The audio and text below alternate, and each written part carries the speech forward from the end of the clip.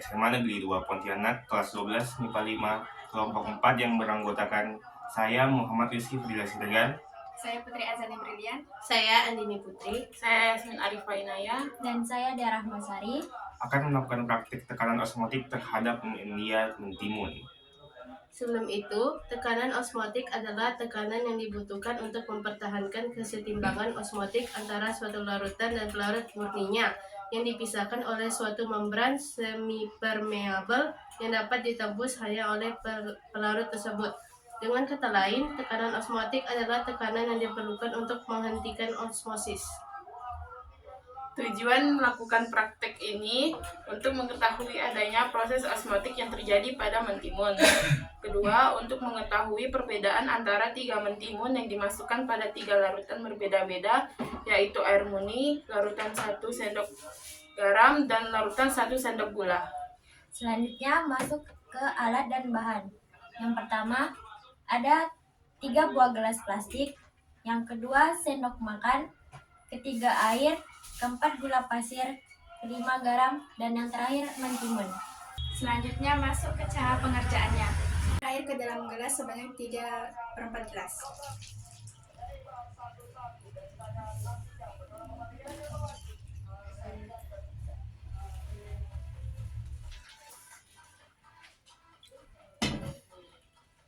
Selanjutnya kita akan memasukkan 1 sendok makan gula ke dalam gelas kedua.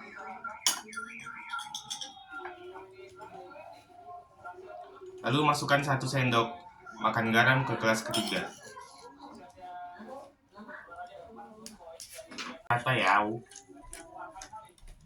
Kita potong mentimunnya menjadi 3 bagian sama besar.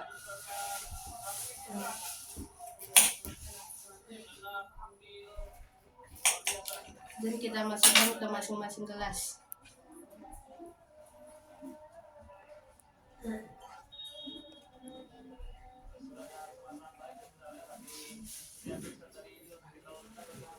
Kita tunggu selama sejam. Setelah 1 jam kemudian, pada gelas pertama yang berisikan air biasa, timun tetap dan tidak mengalami perubahan apapun. Pada gelas kedua yang berisikan air larutan gula, timun menjadi lebih lunak dibandingkan gelas pertama. Dan terakhir pada gelas ketiga, timun mengalami paling lunak di antara kedua gelas tersebut dan mengalami sedikit pengerutan. Pada gelas pertama, konsentrasi air di dalam timun dan di luar timun sudah sama, sehingga menyebabkan timun tidak mengalami perubahan apapun. Pada gelas kedua, timun menjadi lebih lunak daripada gelas pertama. Hal ini dikarenakan mentimun memiliki konsentrasi yang lebih rendah dibanding konsentrasi yang dimiliki larutan gula. Hal ini disebabkan karena timun bersifat hipotesis terhadap larutan gula, sehingga air yang ada pada timun keluar dari sel-sel timun yang menyebabkan timun menjadi lunak.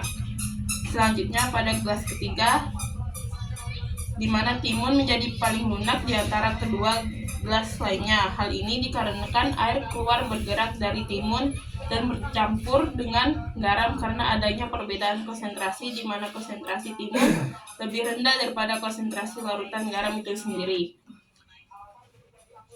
Konsentrasi air di dalam timun yang rendah atau hipotenik bergerak keluar dari dalam timun karena untuk menyesuaikan konsentrasi air di luar timun yang tinggi atau hipertonik, yaitu air garam. Singkatnya, kandungan air dalam timun keluar karena mentimun memiliki konsentrasi yang lebih rendah daripada air garam. Jadi kesimpulan yang kami dapatkan dari percobaan ini adalah 1. Gelas pertama yang berisikan air biasa tidak mengalami osmosis.